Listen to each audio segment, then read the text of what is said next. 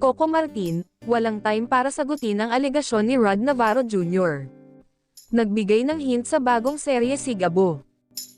Ang sabi niya po, huwag kang maniwala na may talento ka. Hindi lahat ng tao sumisikat kagaya. Swabing umiwas si Coco Martin sa alegasyon ni Rod Navarro Jr. na hindi umano ito trinato ng tama sa set ng Batang Quiapo. Si Rod Jr. ay anak ng yumaong artista at broadcaster na si Rod Navarro.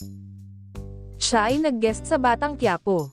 Sinasabing nag-react si Rod Jr. sa pahayag ni Coco sa isang interview na mayroong artista sa Batang Quiapo na in-offeran niya ng tulong pero hindi tinanggap. Umalma si Rod Jr. at nag-post sa Facebook ng hinaing niya noong February 16, 2026.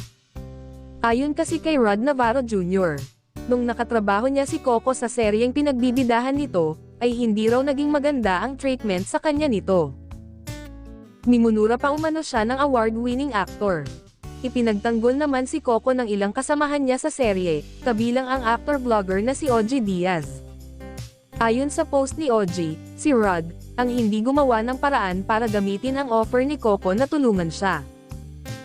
Sa isyu na ito, sabi lang ni Coco, "Hindi, alam mo naman, sabi ko nga, wala nang time para sagutin, yang mga bagay na yan.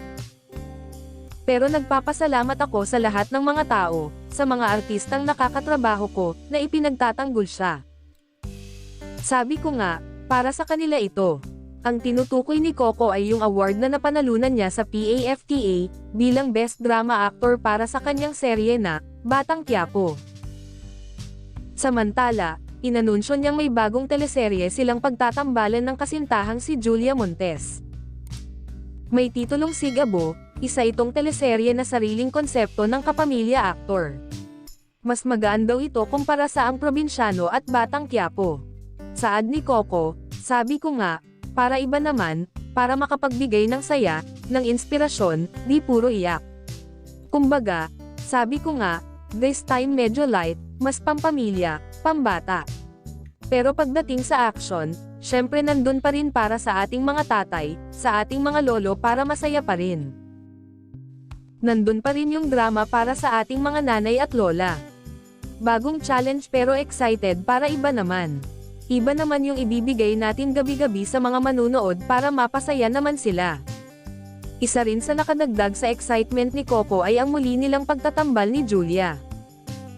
Ani Coco, sobrang excited kasi ang tagal na rin ng huli naming pagsasama, Nag-guest lang siya sa Probinsyano.